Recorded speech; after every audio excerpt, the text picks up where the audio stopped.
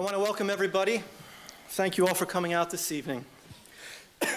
I'm Harry West, a lecturer in the Department of Anthropology here at SOAS, and also chair of the new Food Studies Center. We're very privileged tonight to have with us Professor Sidney Mintz.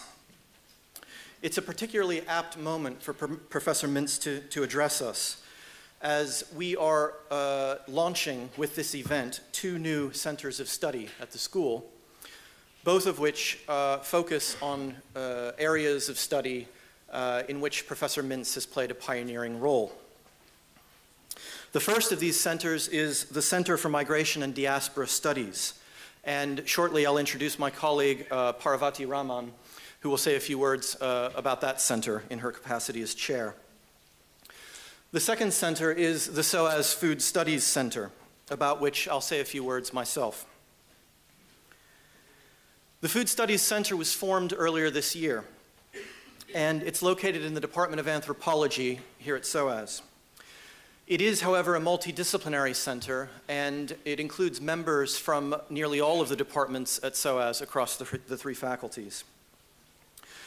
The center approaches food studies as the economic, political, and cultural, through its economic, political, and cultural dimensions.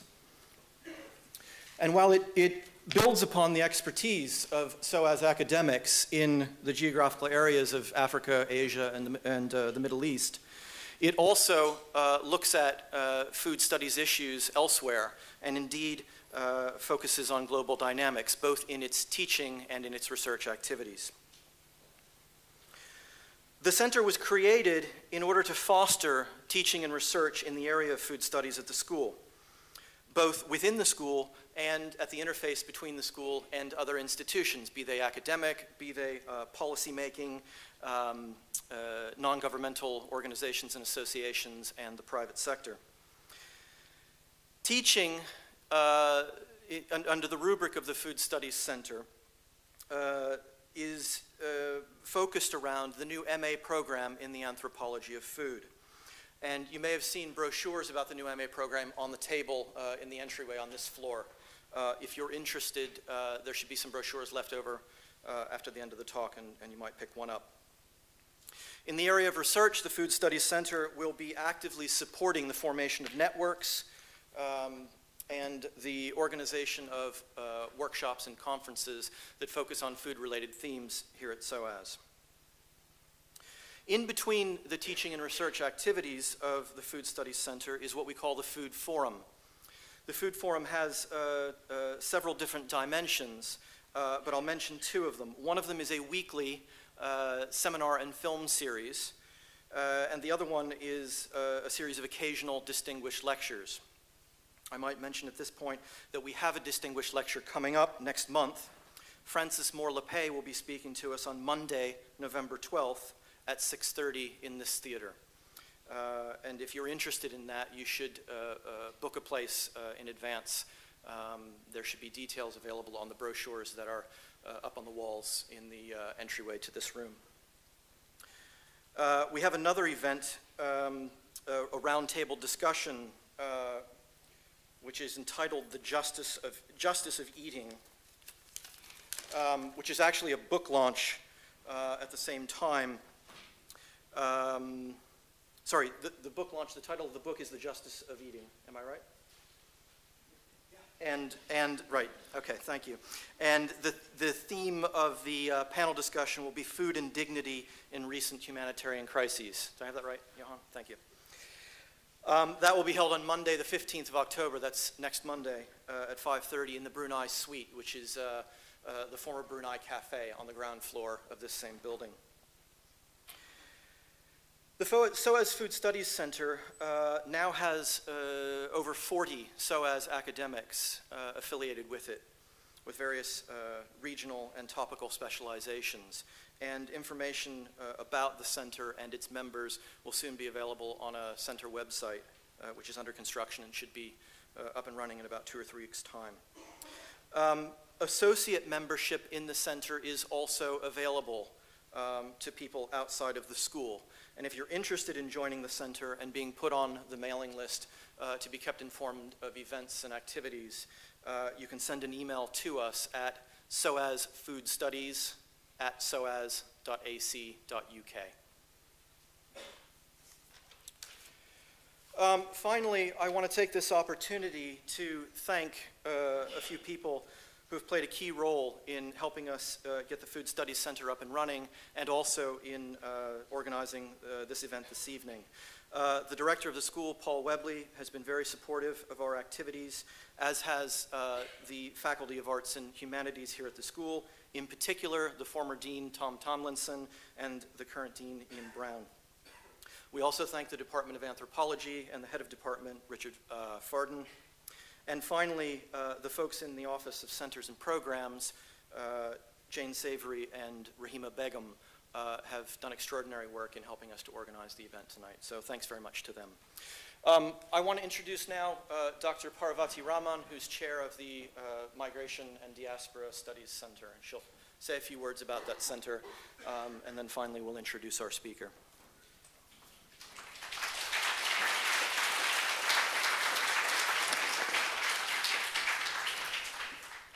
Hi, it's great to see such a fantastic turnout. Thanks all for coming. I'm just going to say a very few words because virtually everything Harry has said sort of applies to the Center for Migration and Diaspora Studies as well. About 3 years ago, we started a new MA course in the Anthropology Department on migration and diaspora, and this is what has been the bedrock, if you like, what's grown into the development of a center from which we hope to do many things. I'd also like to take this opportunity to introduce my co-chair, Tanya Kaiser from the Development Studies Department, who has worked quite closely with me on these issues. We do a joint film series and a number of things, and we have got a lot of initiatives in the pipeline. What we're hoping to do is to foster a culture of research across the faculties within SOAS. What strikes me is there's so many people in SOAS that do research that is migration and diaspora based, but it's not necessarily the case that we've been talking to each other in the past. I think this has provided a moment in time when we can set up collaborative research networks, and I've also been struck by how many new members of staff have actually got expertise on migration and diaspora who've newly arrived at SOAS. I think this offers us an excellent opportunity not only to make networks across the school, but also other colleges in London, nationally and internationally, and those sorts of things are in progress. Okay. I'd also like to say that some people have said to me, well, why another Centre for Migration and Diaspora? They seem to be springing up all over the place. I think SOAS has something unique to offer. If you look at the other migration and diaspora centres that are across the nation, they tend to be quite focused in either development studies or in literature, etc., etc. I think at SOAS we have a real opportunity to build on our expertise and offer a centre which is far more trans and interdisciplinary, okay? And I also think that actually we start from a certain position of advantage, given the fact that we have regional specializations, okay? Given the problem with describing the world in national terms, in terms of national borders, for example, SOAS has a head start, because we've also always thought regionally, and I think some of the things we're going to be trying to do from the centre is to have trans-regional studies in these issues. Those are just the few of the things that we're going to develop, and we also have a website where you can get information about forthcoming seminars, occasional lectures, etc., etc., and we'd like you to keep in tune with those. And I'm not going to say much more, but I will just say I'd also like to thank my colleague Jacob Klein, because he has been quite instrumental in actually persuading Professor Mintz to come and speak to us tonight, and it's been particularly important to me. When I was a not so young undergraduate a few years back, when I came to the anthropology department, I was doing a joint degree in history and anthropology. And I have to admit, I'm saying it in front of my head of department, that I struggled with the anthropology. I couldn't quite get the hang of it at first. You know, I found problems with it. And it was really when I discovered Professor Mintz's book, Sweetness and Power, that really I saw a way of marrying my interest in history and anthropology and actually sort of using it in very productive ways, that it was also some sort of critical intervention into these studies. And what I'd like to say is diaspora and migration, they've been through quite a few permutations since the 1990s. The term diaspora did try to act as a critical intervention at a period when anthropology was finding difficulty in actually having a voice or finding a language with which to speak. And although it's been through many permutations, I would like the centre to sort of carry on that sort of notion of being a critical intervention onto the growing debates on diaspora and migration, which tend to use these terms sometimes from a very uncritical stance, an ahistorical perspective. And I think that's where Professor Mintz can really help shed light on some of these issues. So that's all I want to say. Thank you.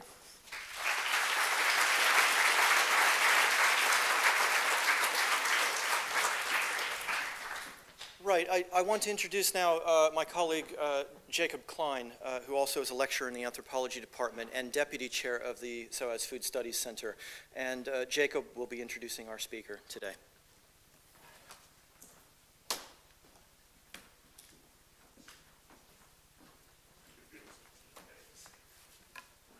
All right. Sidney W. Mintz is a pioneering scholar in the study of both diaspora and food. And his work has indeed explored the historical relationship between the movement of peoples and the production, distribution, and consumption of foodstuffs. Mintz has been at the forefront of Caribbean studies for decades. He conducted his first field work in Puerto Rico in 1948 and 1949. And this was followed up by numerous field research trips, not only to Puerto Rico, but throughout the Caribbean, in particular Jamaica and Haiti. Employing both historical and ethnographic methods, Mintz has published a number of influential studies of Caribbean peasantries and rural proletarians, marketing systems, Afro-Caribbean culture and identity, and plantation economies during and after slavery. His books in these areas include Worker in the Cane, A Puerto Rican Life History, first published in 1960, Caribbean Transformations, first published in 1974, and The Birth of African American Culture from 1992, which was co-authored with Richard Price.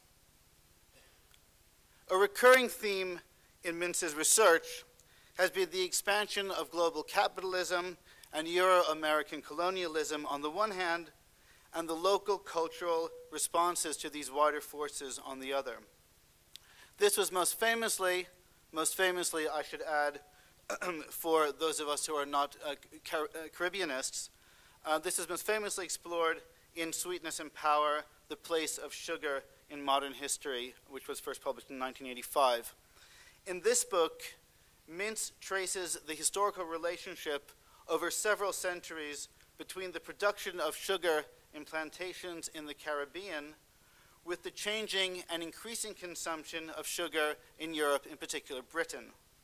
He provocatively argues that sugar plantations in the Caribbean, although employing slaves rather than free labor, not only developed industrial forms of time management and divisions of labor centuries before the Industrial Revolution in Europe itself, but also fueled the emergence of industrial capitalism in Britain by supplying the proletarian classes here with consolation in the form of sweetness for their tea, and, especially from the mid-19th century, with an abundance of cheap calories in the form of sugar for jams and other prepared foods.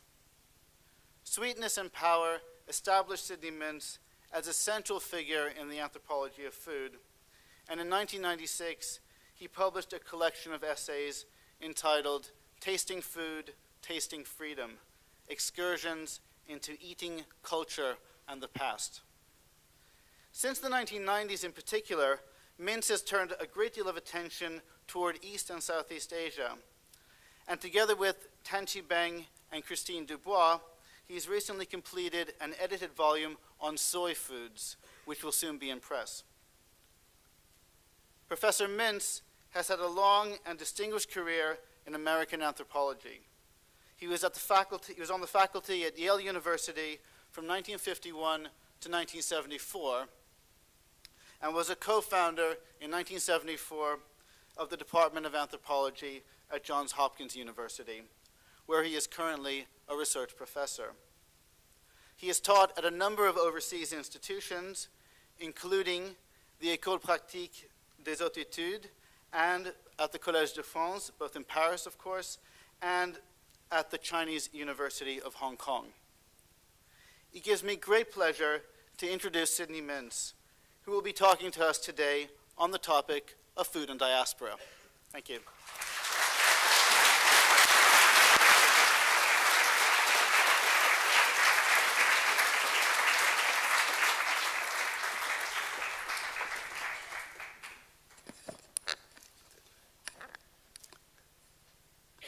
Thank you very much, Jacob. Good evening. I would like to begin by expressing my thanks to the School of Oriental and African Studies for having made it possible for me to take part in the proceedings tonight, and also my colleagues in the relevant disciplines and institutes for cooperating in bringing me here. Personally, it's a very great pleasure, a heartwarming pleasure, because it gives my wife and me a heartwarming opportunity to see old friends, and I hope to make new ones while we're here. When I was a graduate student, now more than half a century ago, we were accustomed to think of anthropology as a unitary discipline comprised of 4 subfields: physical anthropology, archaeology, linguistics, and cultural anthropology. Cultural anthropologists were interested in species-wide, arguably universal features of Homo sapiens on the one hand, and on the other, and much more so, in whatever features, whether physical, linguistic, or behavioral, that were used by lay persons, or that might serve scientifically, to distinguish one group of modern humans from another. So American a view of the field was surely marked by many faults, and you are free to treat its unusual breadth and its quaint Yankee optimism as cavalierly as you wish. All the same, this view had its virtues.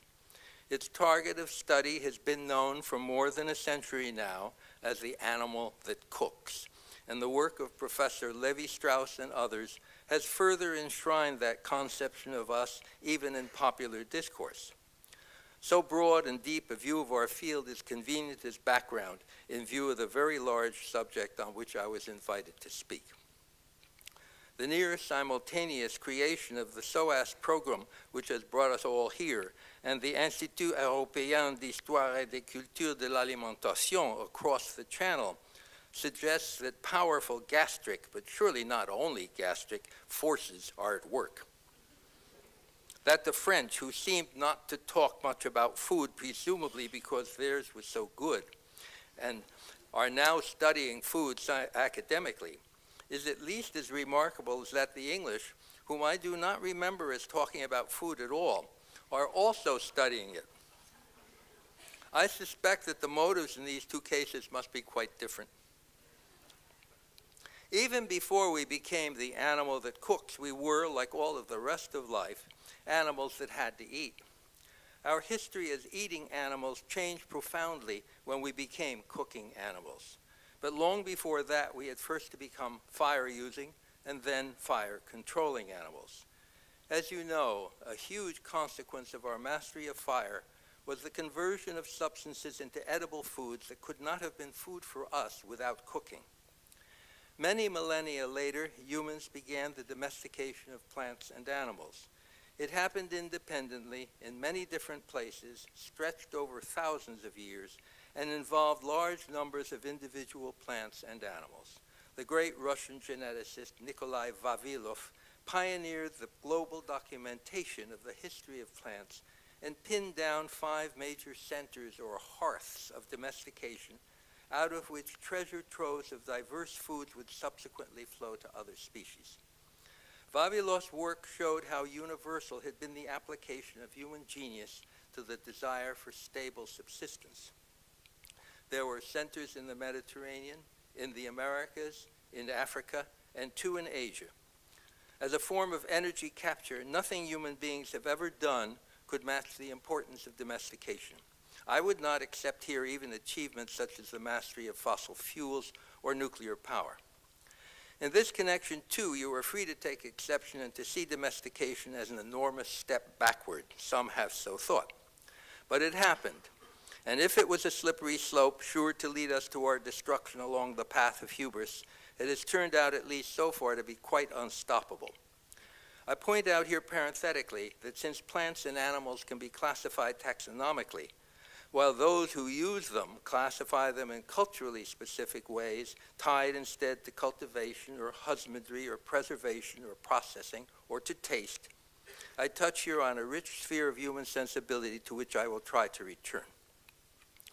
Because of the consequences of transformations which humans have effectuated by producing their own subsistence, I think it is fair to argue that truly natural foods for our species have by now been so thoroughly whittled away that all we probably can still claim as natural is mother's milk.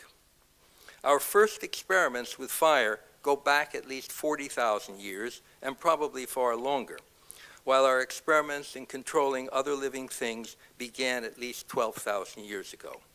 Active interference with nature by our species is not a hormonal or instinctual matter. It is, or it became, conscious and deliberate.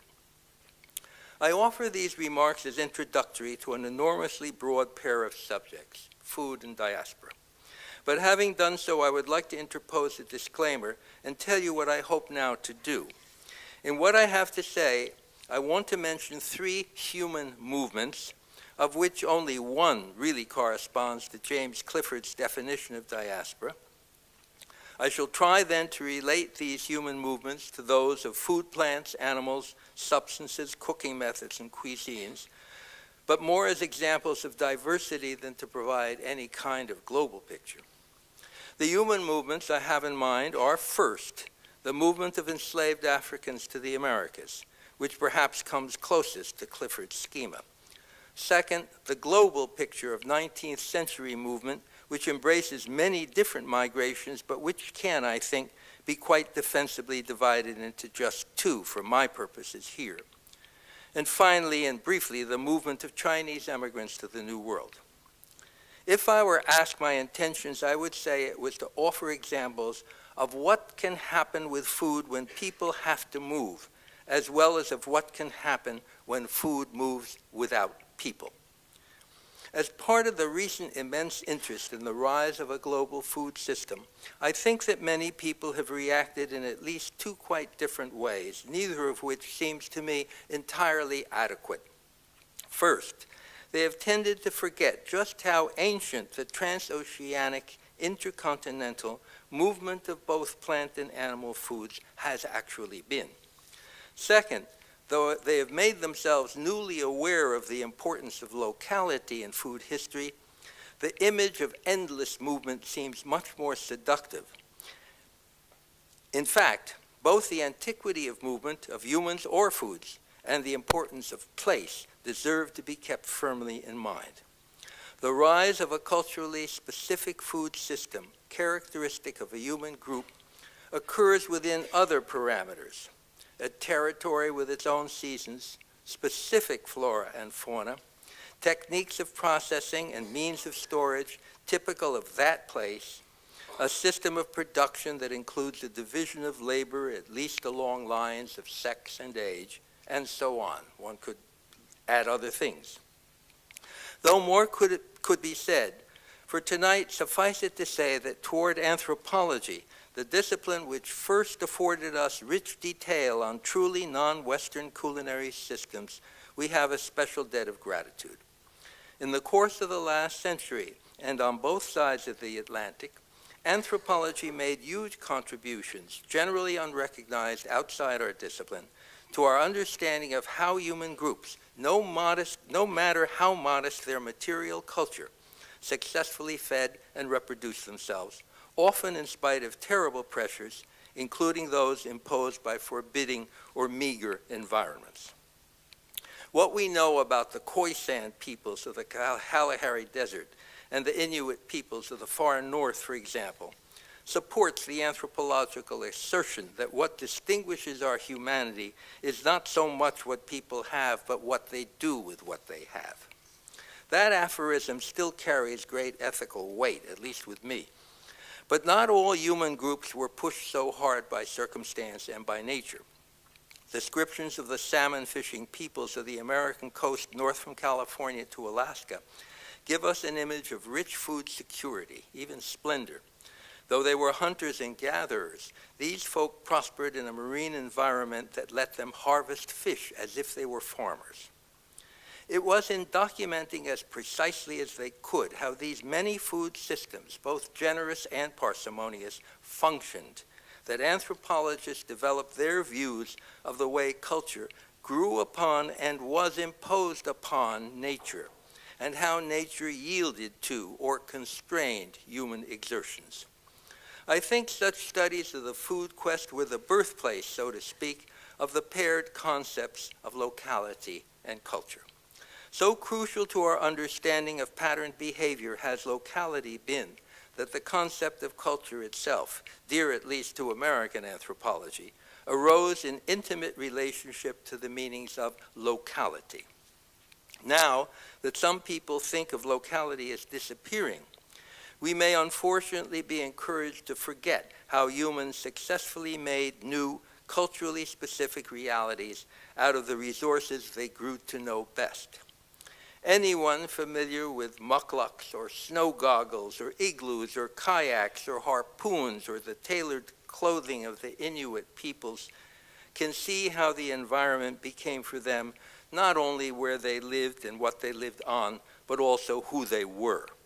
We should not let talk about the seeming decline of locality permit us to forget how those places, many of them hugely inhospitable, were transformed into homes and hearths by human toughness and ingenuity. From place on the one hand and food on the other, there arose the anthropological idea of culture area. Anyone who has bumped into this very North American idea probably knows that culture areas really began as food areas. Almost the first anthropological maps of North America were of the major subsistence zones of native peoples: maize, manioc, salmon, acorns, potatoes, and so on. And how could it have been otherwise? Once the physical nature of a region is known, what comes next if not the way people there wrest their daily sustenance from it? I interrupt myself and parenthesize here to provide an example. Some of you may have heard, though probably not many, of a minor principality in Germany called Wied-Neuwied. But Prince Maximilian, his name was Maximilian Wied von zu Neuwied. Prince Maximilian wrote a book quite famous called Travels in the West. He was a naturalist, enthusiastic naturalist, who came to the United States to collect zoological specimens. And he went up the Missouri from St. Louis on a flatboat in the 1830s to visit peoples up there and to collect snake skins and bird skins and other trophies to carry back to Wied-Neuwied.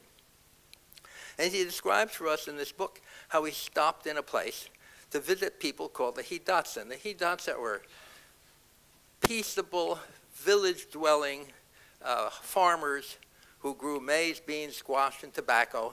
They lived in semi-subterranean houses, not very comfortable and pretty smoky, but they were half underground because the weather in that part of the Dakotas is terribly cold in winter. And he was with them, and one day he was nearly run down by a man on a horse. The Hidatsa are not horse people. And this fellow, he says, sat astride his horse, half naked, and across his saddle he had a mountain lion skin. He carried a lance in his right hand with red streamers hanging from it. And he galloped past and nearly threw Prince Maximilian to the ground. And he turned to his Hidatsa host and said, "Who's that?"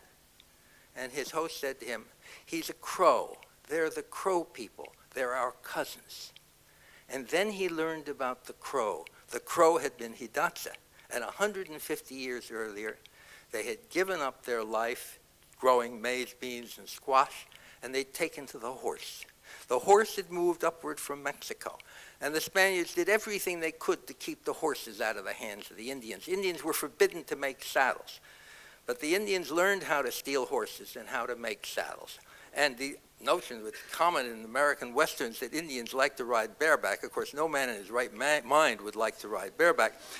Indians learned how to make saddles, perfect copies of the Spanish saddles, the ones that they saw the Spaniards riding on. And they became, of course, marvelous equestrians.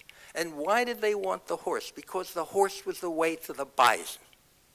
That's why they wanted the horse. And once they had the horse, they rode west from where they were with the Hidatsa, all across the plains as far as northern Montana. And they became horse people, equestrians, plains Indians. And this man who rode by with these blocks of colored wood in his hair and the eagle feathers stuck down and the mountain lion skin and the lance, he was a real crow. But he was a cousin of the Hidatsas. Now, 150 years earlier, he'd been a Hidatsa. And when these people, these Crow, left their houses with the Hidatsa and became Crow and equestrians, they were no longer peaceable but warlike, the two words we use for primitive people. Some were peaceable, they became warlike. And they began no longer to eat vegetable food but to live on meat and fat. And their women who'd been equal when they had been Hidatsa were demeaned by the work the drudgery they were made to do in treating the buffalo flesh and to preserve it for winter. They gave up pottery because you can't make pottery and be an equestrian people. And they gave up the longbow and replaced it with a short compound bow because you can't carry a longbow on a horseback and use it. And so their entire lives, their system of sexual division of labor, the food that they ate, the places that they lived, the igloos that replaced their semi-subterranean houses, all of these things changed because they changed their food. So locality and what people use their environment for is fundamental to understanding who they are. That is when people still produce their own food. We must eat, if possible, every day. And as that great British anthropologist Audrey Richards told us long ago, the impulse to seek food is, after all, a desire that cannot be inhibited or repressed, at any rate beyond certain limits. Unlike the drive of sex, it is a periodic urge, recurring regularly every few hours.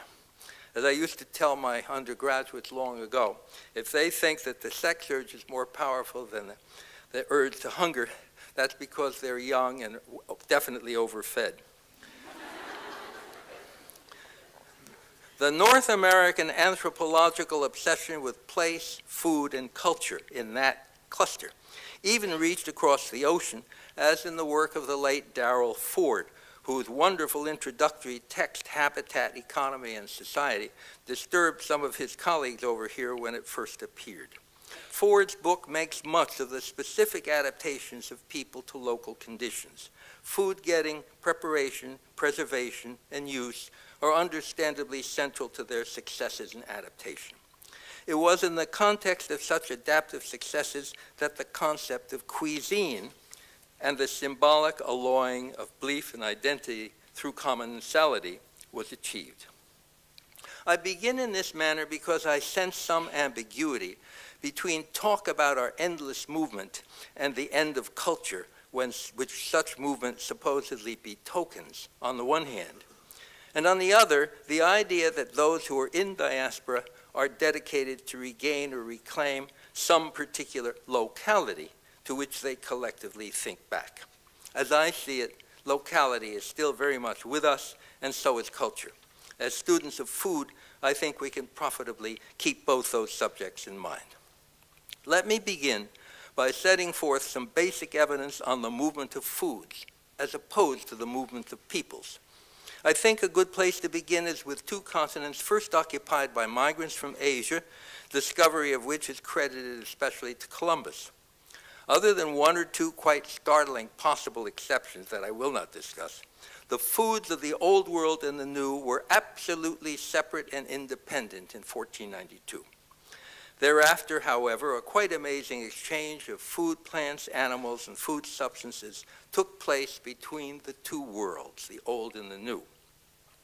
The Columbian Exchange, as it's called, is surely familiar to you already, at least in outline. New World achievements in agriculture included potatoes and tomatoes and maize and most of our beans and manioc and all of the peppers sweet and hot, and they would spread across the globe in the ensuing 5 centuries, but first of all in Europe. Though foods from everywhere were carried to the New World by migrants, nearly every bit of the spread away from the New World happened because of diffusion, that old anthropological term, not migration. In my list above, I mentioned only a few of the principal items here. I omitted, for instance, spices and flavorings such as chocolate and vanilla and annatto and allspice and fruits like papaya and guava and naseberries and sweet sops and sour sops and pineapples and the squashes, the yellow, the acorn, the patty, the spaghetti, the butternut, pumpkins, chayotes, and what we Americans now call zucchinis. They're all domesticated by the American Indian. They didn't need any labs, they didn't need white coats, they didn't need any test tubes. They domesticated them all. We're the beneficiaries. But what happened to these things once they left the Americas? Of the potato's history in Ireland, of course, we know a great deal. We may also know how popular paprika would become, particularly in Spain and even more in Hungary. Because in Europe, maize spread without the knowledge, the Aboriginal knowledge, that it had to be cooked with lime in order to make its limited niacin digestible by humans, there were in Europe terrible outbreaks of pellagra, what the Germans call Meisenkrankheit, and these happened in much of Europe. So the food consequences of New World contributions to European cuisine were great. But most of us are, I think, as ignorant as I about what happened with New World foods in China. And because of China's immense, long culinary history, often thought to be built entirely upon autochthonous agricultural techniques and cultivars, is a good place for us to look at how foods are received without people in new places. Historian Bertold Laufer wrote an impressive work. It's exactly 101 years old now. He wrote it in 1906, entitled Sino-Iranica. And if you don't know it and you're an antiquarian, it's a book worth a look, in which he details the introduction of a great many foods to China, but in this case from a region centering on nearby Iran. I won't enumerate all the things that were introduced this way, but he discusses in precise historical terms the introduction into China of carrots, sesame, sugar, broad beans, cumin, coriander, and the grape, all coming mostly from China's southwestern borders, principally the gifts of Persian agriculture. Though some of those attributions have been elaborated during the last 100 years, it's surprising how few have been disproved, or for that matter, even seriously tested. That there could be important diffusion from a nearby neighboring region is easy to understand. But what about foods coming from far away?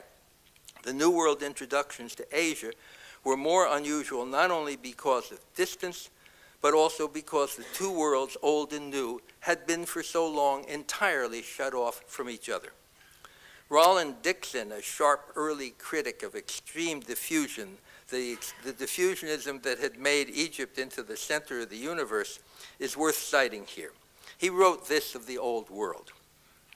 Eurasia and Africa and the long looped archipelagos and continental islands of the Pacific forms one great unit along which peoples and cultures have been free to drift at will. Here, the rise of Rome to greatness could enrich the silk merchants from far-off China, send Roman guards to add brilliance to the courts of South Indian kings, build Roman baths in Britain. But behind its barriers of 3,000 miles or more of open sea, the New World lay immune, inviolate. After 1492, however, that remoteness became less and less a barrier. New World plants reached China by sea and eventually overland as well. Their use is documented in a remarkably substantial Chinese literature, though the chronology is often contested, and some authors, of course, are more reliable than others, and expert knowledge of many languages is a prerequisite for serious research, so it means I'll never get there. Foreign origin in those foods which reached China from the New World is attested to, among other things, by the names that are used. Just as the potato is pomme de terre in French and cibzamini in Farsi, so words that came into China came in with appended labels or indications of what they were.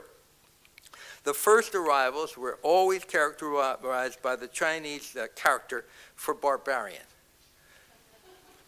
So it's called barbarian jujube, and it's a tomato. It's called a barbarian lemon, and it turns out to be banana. So the The later arrivals were treated more gently. They often acquired instead the Chinese character for southern or western or ocean, or in some cases, Western Ocean. But all of these things on reaching China, of course, got local names.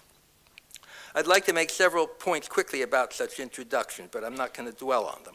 First, most, though surely not all, such foods remained on the edges of Chinese regional cuisines. With most exceptions, any deeper penetration of the cuisine would be local or regional. It would not affect national cuisines across the country.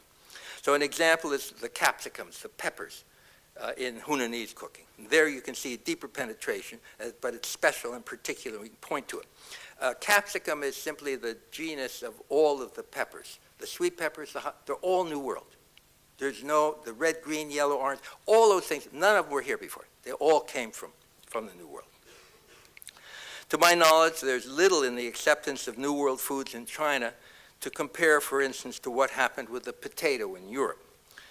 In Ireland, or for that matter, in Europe as a whole, because the potato went right across. There were places where it was objected to, where people resisted, but everybody finally ended up went right across.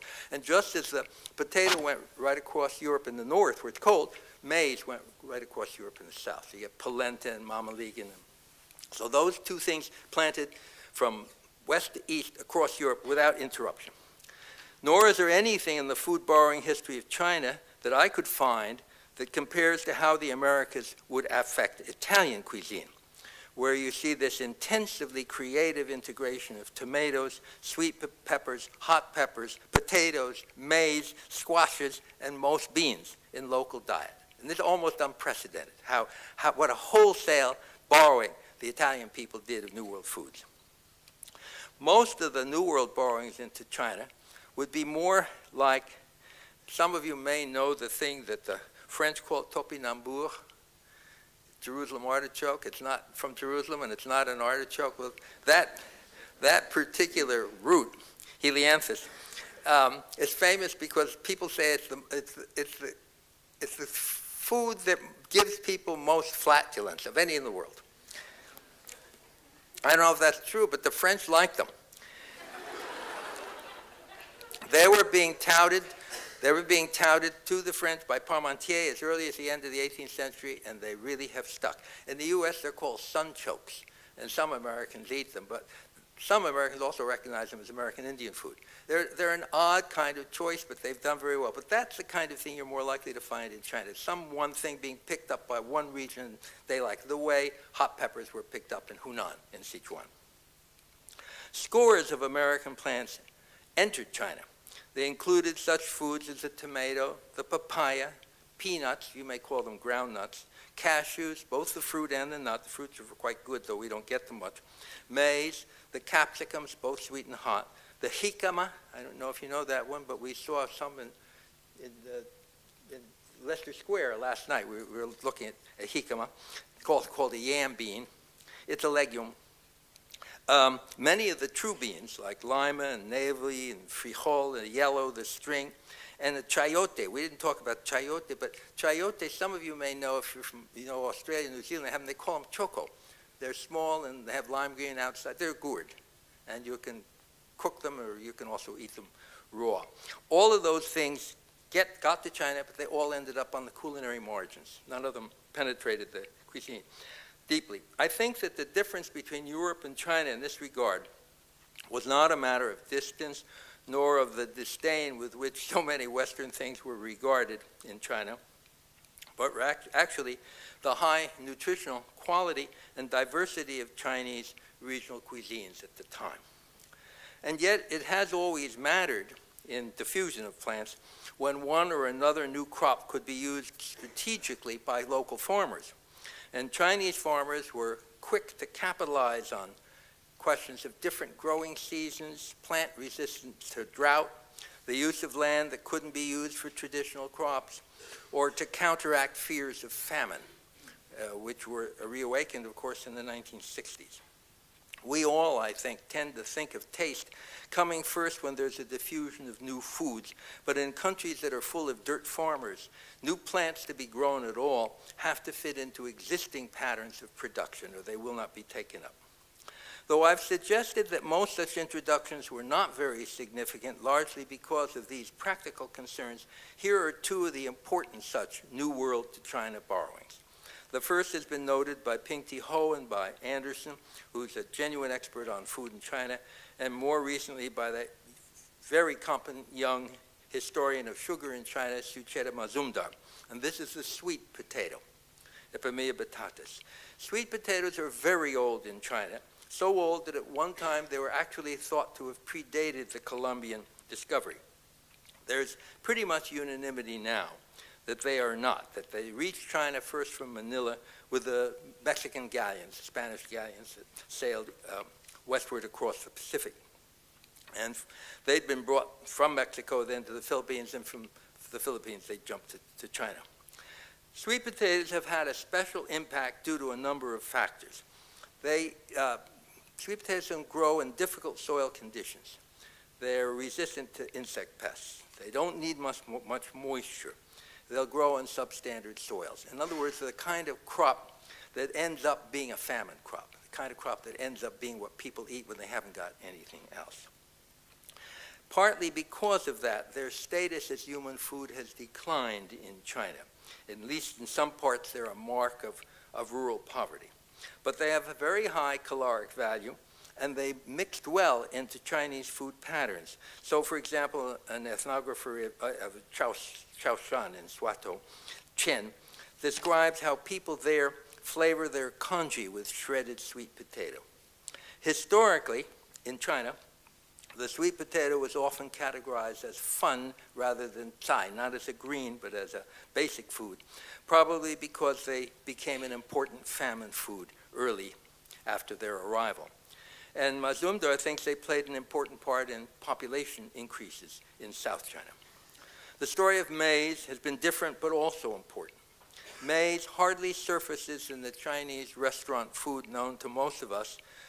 I don't know if you ever have crab soup. Generally in your crab soup you get a few corn crabs, but it's almost like they're letting you know that they knew what corn was. It doesn't play much of a role. But in China now, it has become a common food in the form of cornmeal, which is either baked into flat cakes or served in a cornmeal mush. And Anderson says corn is also used in making noodles, but it has very little gluten.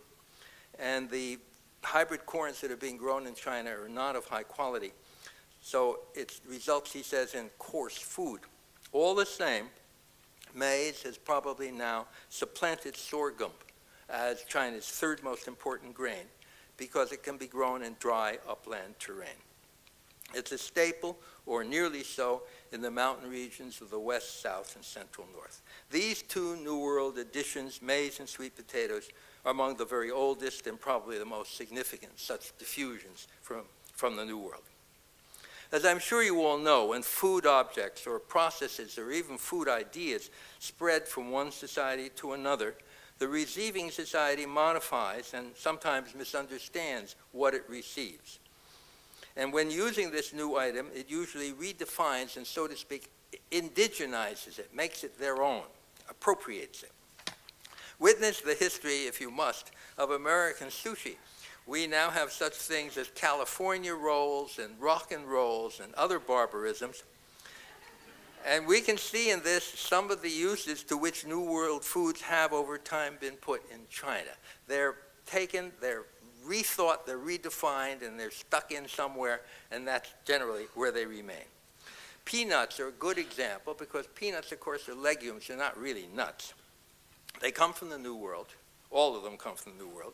They're used in China in many cooked dishes. They're occasionally used to create a sauce. And peanuts themselves are often turn up in Chinese hors d'oeuvre. So they are used. They found a place for them. But they're not that important. What's important is peanut oil. And peanut oil is now the most used cooking oil in China. And this is interesting since China is where the soybean was domesticated, but the cooking oil that's most popular is peanut oil. Having said all of this about China and food borrowing, I want to speak about human movement. You may have noticed my point that foods out of the New World move mostly without people. Near the end of my talk, I'll return to the New World to talk about incoming food and incoming people. I said that I wanted to refer to two human movements in all, the first dealing with Afro-America and the second with the 19th century. In fact, those two movements overlapped.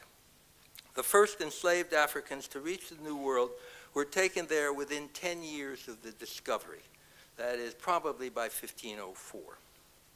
The last enslaved Africans were smuggled into the New World by European and North American slavers around 1850, perhaps a bit later. Considerable research of good quality has gone into documenting that trade, which is, of course, a separate matter from issues of the reproduction by the slaves in the New World. The latest work I've seen suggests that if we assume a mortality rate of 15%, which is reasonable, of people who died in the course of the traffic from enslavement to the arrival of the ships in the New World, if 15% is the figure, this means that the slaves, for the period from their capture until their landing, the total would come to about 13 million persons over a period of 350 years. This is surely the largest and most terrible diaspora in world history. I can't dwell here in a short talk on the economic and political context for the trade, its abolition, and the eventual abolition of slavery itself. I did get over to the British Museum to see the little room where they have a show, I guess, celebrating Wilberforce. But I do want to say a little, at least, about food in this connection. In spite of the conditions under which the slaves were carried across the ocean and then sold and put to work, there were important food and culinary connections between Old World and New that survived all of it.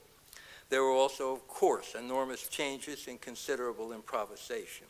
But it is thrilling all the same to discover both lexical and culinary evidence of continuity. The second edition of the Dictionary of Jamaican English by Cassidy and LePage, for example, is heavily laden with English words, though, of course, with changed phonology or meanings. Yet probably half of the nouns, I haven't counted them, probably half of the nouns originate in African languages, and many of those words, hundreds of those words, are food words. Such African domesticates as the sorghums, yams, plantains and bananas, watermelon, okra, Malagueta pepper, and trees such as the oil palm and the ackee reached the New World, some probably with the slaves or in the course of the trade. Recently, Judith Carney's book, Black Rice, which deals with rice cultivation in Africa and South Carolina, sets forth convincingly the thesis that South Carolina's great rice plantations were more the product of enslaved African rice cultivators than of their white masters. And it is hardly news that so-called Southern cooking of the U.S. was much more the work of black cooks than of white belles in their crinoline dresses. My remarks on the 19th century will be equally brief.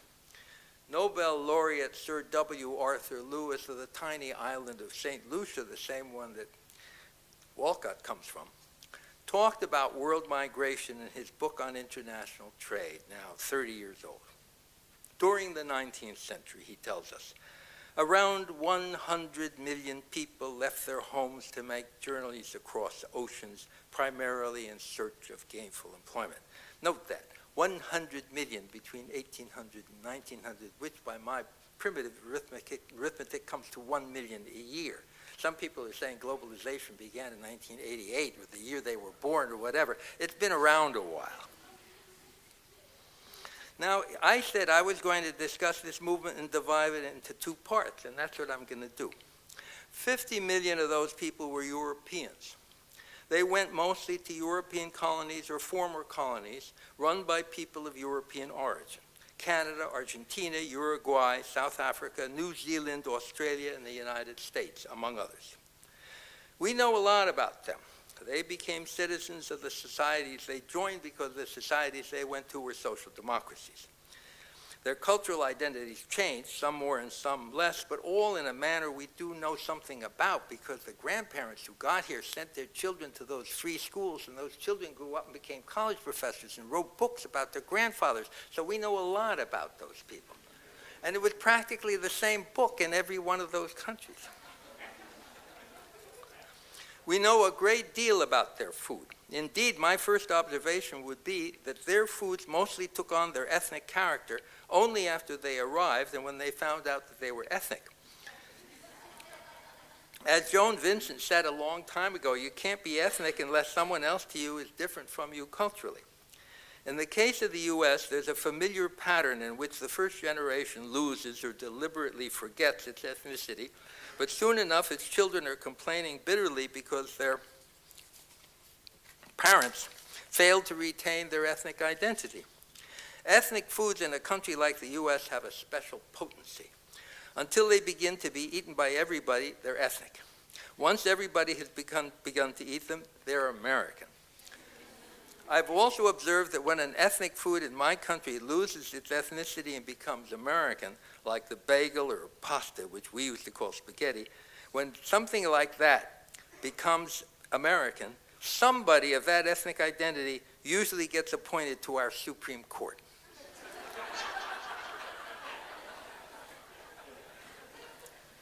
And what that means is that pita bread and falafel, their day will come.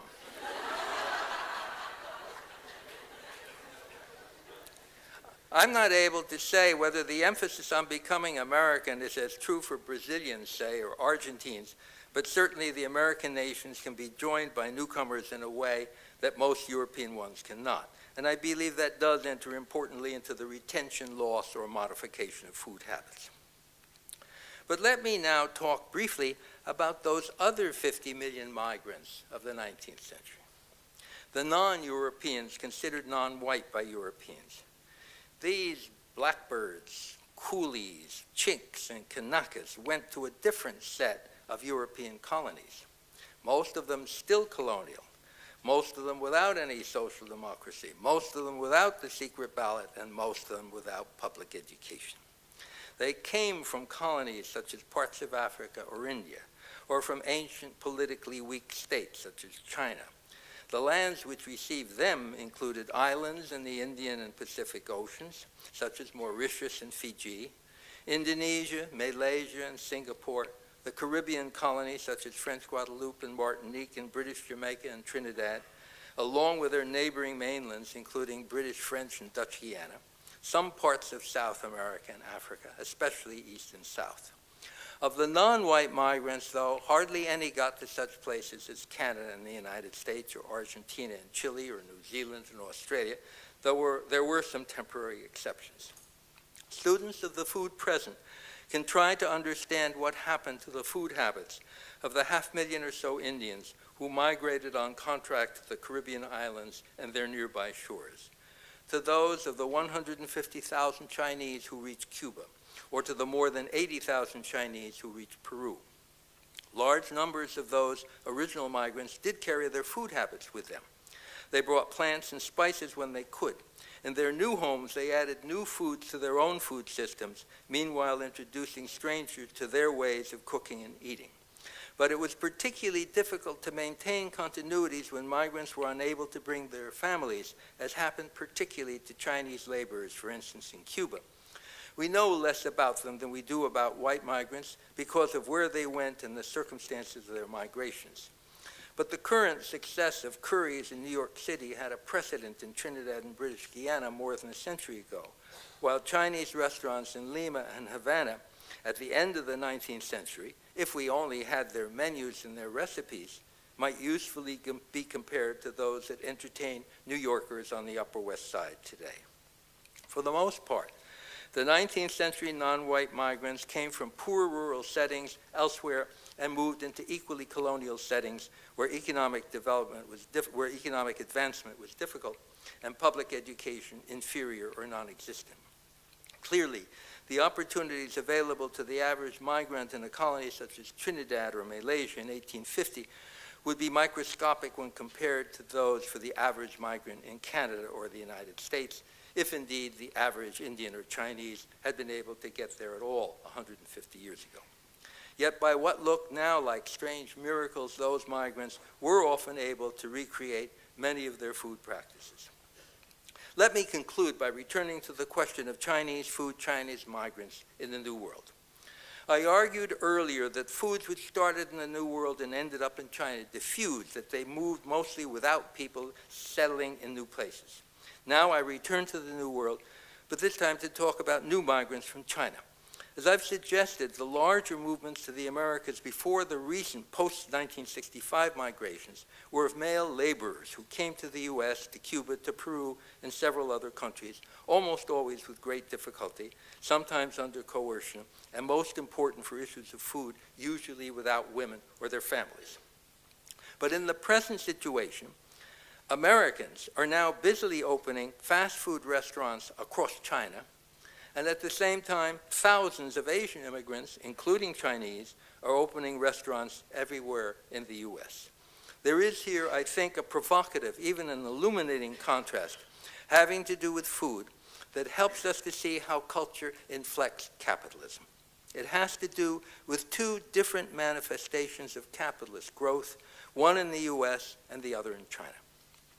The first is the expansion of American corporate fast food enterprises in Asia, led by KFC, Kentucky Fried Chicken, and McDonald's, but also including Wendy's and other firms, plus a certain number of Asian lookalikes, such as Coral in Hong Kong, which is a Hong Kong version of McDonald's. Though these fast food outlets, most of them North American, make much of their use of local labor, local products, and local food preferences, such as McDonald's tabooing beef dishes in India and now inventing buns flavored with Chinese pepper, in fact, they're perceived by their Asian overseas clienteles as foreign enterprises, no matter who manages them. For many customers, part of their appeal is precisely that quality of foreignness. The general characteristics of these establishments are well known. They're locally managed, they're aimed at children, they're clean and uniform, and all the rest. But these food purveyors provide a dramatic contrast to the endless thousands of mom-and-pop Asian restaurants that now dot the American landscape from Maine to Florida and from New York to California, and which could never have come into being without basic changes in U.S. immigration policy. If there be something special about these restaurants, I think it is exactly how much they share in spite of their culturally variegated natures. Chinese, Malaysian, Cambodian, Thai, Laotian, Vietnamese, Japanese, Indian, Indonesian, Burmese, and so on. I believe that larger scale establishments are in the offing, but these are still predominantly small family-run enterprises. Sociologically, they exhibit features that surmount or nullify cultural differences. They capitalize heavily on family labor. They stay open unusually long hours. They adjust their cuisines to their patrons and usually have takeout food as well as interior seating. Commonly, the males cook, the females wait table and tend register, and the daughters complain bitterly when they come home from college and have to wait in the restaurant on weekends. They turn up in university neighborhoods and towns, offer fixed lunches or buffets in business districts, provide takeout meals in black neighborhoods. Consistent with a non-competitive, problem-avoiding tradition of Asian service purveyors in foreign lands, particularly the U.S., they give very high value in food relative to their non-Asian competition. Consistent again with that tradition, their Caucasian clientele customarily think that it is right to pay significantly more for a badly prepared main course in a Caucasian restaurant, but wildly inappropriate to pay more than half the same amount for a fine Chinese or Thai dinner that actually tastes much better. The contrast between the highly modern fast food franchises now peddled by Americans abroad and the mom-and-pop quality of the typical new Asian restaurant in the U.S., so reminiscent of an earlier era in American life, strikes me as one of the more dramatic aspects of global food marketing. I've tried here to sketch in some of the major movements of foods and of peoples that are of interest to me and have marked a coalescent global food system. I've painted this picture in admittedly very broad brushstrokes because I think we still know only a little of what we need to know in order to understand fully what is happening. I'd like to end by reminding you again that you should try to keep locality and culture in mind.